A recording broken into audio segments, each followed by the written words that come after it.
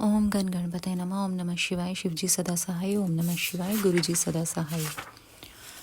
प्रयाग में समस्त महात्मा मुनियों द्वारा किए गए यज्ञ में दक्ष का भगवान शिव को तिरस्कार पूर्वक शाप देना तथा नंदी द्वारा ब्राह्मण कुल को शाप प्रदान भगवान शिव का नंदी को शांत करना। ब्रह्मा जी कहते हैं, नारद, पूर्व काल में समस्त महात्मा मुनि प्रयाग में एकत्र हुए थे। वहां सम्मिलित हुए उन सब महात्माओं का विधि विधान से एक बहुत बड़ा यज्ञ हुआ। उस यज्ञ में सनकादि सिद्धगण, देवर्षि, प्रजापति, देवता तथा ब्रह्म का साक्षात्कार करने वाले ज्ञानी भी पधारे थे। मैं भी मूर्तिमान महातेजस्वी निगमों और आगमों से युक्त हो सपरिवार वहां गया था।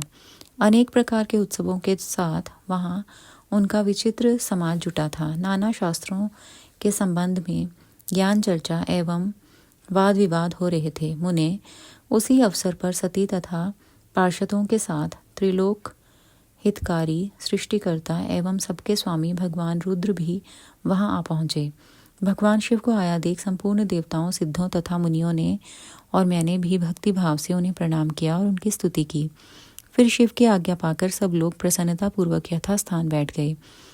भगवान का दर्शन पाकर सब लोग संतुष्ट थे और अपने सौभाग्य की सराहना करते थे। इसी बीच में प्रजापतियों के भी पति प्रभु दक्ष, जो बड़े तेजस्वी थे, अकस्मात घूमते हुए प्रसन्नता पूर्वक वहां आए। वे मुझे प्रणाम करके मेरी आज्ञा ले वहां बैठे। दक्ष उन दिनों समस्त ब्रह्मांड के अधिपति बनाए गए थे, अतएव सबके द्वारा सम्माननीय थे। परंतु अपने इस गौरवपूर्ण पद को लेकर उनके मन में बड़ा अहंकार था, क्योंकि वे तत्व ज्ञान से शून्य थे। उस समय समस्त देवर्षियों ने नतमस्तक हो स्तुति और प्रणाम के द्वारा दोनों हाथ जोड़कर उत्तम तेजस्वी दक्ष का आदर सत्कार किया। परंतु जो नाना प्रकार के लीला विहार करने वाले सबके स्वामी और उत्कृष्ट लीलाकारी स्वतंत्र परमेश्वर हैं, उन महेश्वर ने उस समय दक्ष को मस्तक नहीं झुकाया। वे अपने आसन पर बैठे ही रह गए। खड़े होकर दक्ष का स्वागत नहीं किया। महादेव जी को वहां मस्तक झुकाते ना देख मेरे पुत्र प्रजापति दक्ष मन ही मन अप्रसन्न हो गए। उन्हें रुद्र पर सहसा क्रोध हो आया। वे ज्ञान शून्य तथा महान अहंकारी होने के कारण महाप्रभु रुद्र को क्रूर दृष्टि से देखकर सबको सुनाते हुए उच्च स्वर से कहने लगे। दक्ष ने कहा, ये सब देवता, असुर, श्रेष्ठ ब्राह्मण तथा ऋषि मुझे विशेष रूप से मस्तक झुकाते हैं, परंतु वह जो प्रेतों और पिशाचों से घिरा हुआ महामनस्वी बनकर बैठा है, वह दुष्ट मनुष्य के समान क्यों मुझे प्रणाम नहीं करता। शमशान में निवास करने वाला यह निर्लज्ज जो मुझे इस समय प्रणाम नहीं करता, इसका क्या कारण है? इसके वेदोक्त कर्म लुप्त हो गए हैं। यह भूतों और पिशाचों से सेवित हो मत वाला बना फिरता है और शास्त्रीय विधि की अवहेलना करके नीति मार्ग को सदा कलंकित किया करता है। इसके साथ रहने वाले या इसका अनुसरण करने वाले लोग पाखंडी, दुष्ट, पापाचारी तथा ब्राह्मण को देखकर उद्दंडता पूर्वक उसकी निंदा करने वाले होते हैं। यह स्वयं ही स्त्री में आसक्त रहने वाला तथा रति कर्म में ही दक्ष है, अतः मैं इसे शाप देने को उद्यत हुआ हूँ। यह रुद्र चारों वर्णों से पृथक और कुरूप है, इसे यज्ञ से बहिष्कृत कर दिया जाए। यह शमशान में निवास करने वाला तथा उत्तम कुल और जन्म से हीन है, इसलिए देवताओं के साथ यह यज्ञ में भाग ना पाए। ब्रह्मा जी कहते हैं, नारद, दक्ष की कही हुई ये बात सुनकर भृगु आदि बहुत से महर्षि रुद्र देव को दुष्ट मानकर देवताओं के साथ उनकी निंदा करने लगे। दक्ष की बात सुनकर नंदी को बड़ा रोष हुआ। उनके नेत्र चंचल हो उठे और वे दक्ष को शाप देने के विचार से तुरंत इस प्रकार बोले। नंदीश्वर ने कहा, अरे रे महामूढ़, दुष्ट बुद्धि, शठ दक्ष, तूने मेरे स्वामी महेश्वर को यज्ञ से बहिष्कृत क्यों कर दिया? जिनके स्मरण मात्र से यज्ञ सफल और तीर्थ पवित्र हो जाते हैं, उन्हीं महादेव जी को तूने शाप कैसे दे दिया? दुर्बुद्धि दक्ष, तूने ब्राह्मण जाति की चपलता से प्रेरित हो इन रुद्रदेव को व्यर्थ ही शाप दे डाला है। महाप्रभु रुद्र सर्वथा निर्दोष हैं, तथापि तूने व्यर्थ ही उनका उपहास किया है। ब्राह्मणाधम जिन्होंने इस जगत की सृष्टि की, जो इसका पालन करते हैं और अंत में जिनके द्वारा इसका संहार होगा, उन्हीं इन महेश्वर रूप को तूने शाप कैसे दे दिया। नंदी के इस प्रकार फटकारने पर प्रजापति दक्ष रोष से आग बबूला हो गए और उन्हें शाप देते हुए बोले, अरे रुद्रगणों, तुम सब लोग वेद से बहिष्कृत हो जाओ, वैदिक मार्ग से भ्रष्ट तथा महर्षियों द्वारा परित्यक्त हो पाखंडवाद में लग जाओ और शिष्टाचार से दूर रहो। सिर पर जटा और शरीर में भस्म एवं हड्डियों के आभूषण धारण करके मद्यपान में आसक्त रहो। जब दक्ष ने शिव के पार्षदों को इस प्रकार शाप दे दिया, तब उस शाप को सुनकर शिव के प्रिय भक्त नंदी अत्यंत रोष के वशीभूत हो गए। शिलाद पुत्र नंदी भगवान शिव के प्रिय पार्षद और तेजस्वी हैं। वे गर्व से भरे हुए महादुष्ट दक्ष को तत्काल इस प्रकार उत्तर देने लगे। नंदीश्वर बोले, अरे शठ दुर्बुद्धि दक्ष, तुझे शिव के तत्व का बिल्कुल ज्ञान नहीं है, अतः तूने शिव के पार्षदों को व्यर्थ ही शाप दिया है। अहंकारी दक्ष, जिनके चित्त में दुष्टता भरी है, उन भृगु आदि ने भी ब्राह्मणत्व के अभिमान में आकर महाप्रभु महेश्वर का उपहास किया है।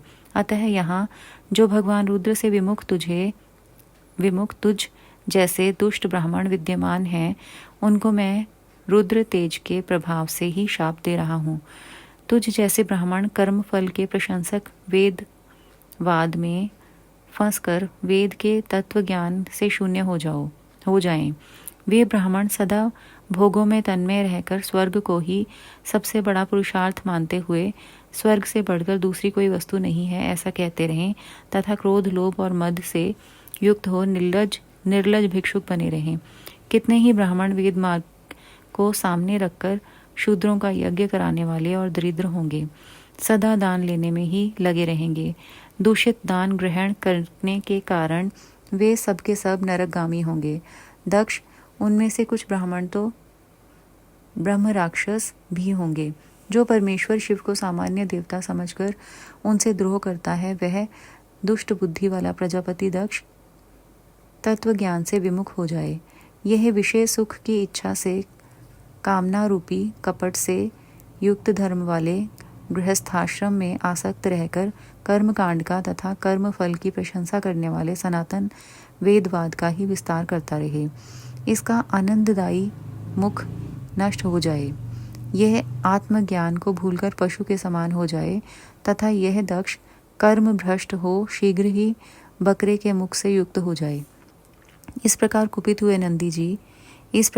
हुए नंदी ने जब ब्राह्मणों को और दक्ष ने महादेव जी को शाप दिया, तब वहाँ महान हाहाकार मच गया। नारद, मैं वेदों का प्रतिपादक होने के कारण शिव तत्व को जानता हूँ, इसलिए दक्ष का वह शाप सुनकर मैंने बारंबार उसकी तथा भृगु आदि ब्राह्मणों की भी निंदा की। सदाशिव महादेव जी भी नंदी की वह बात सुनकर हंसते हुए मधुर वाणी में बोले।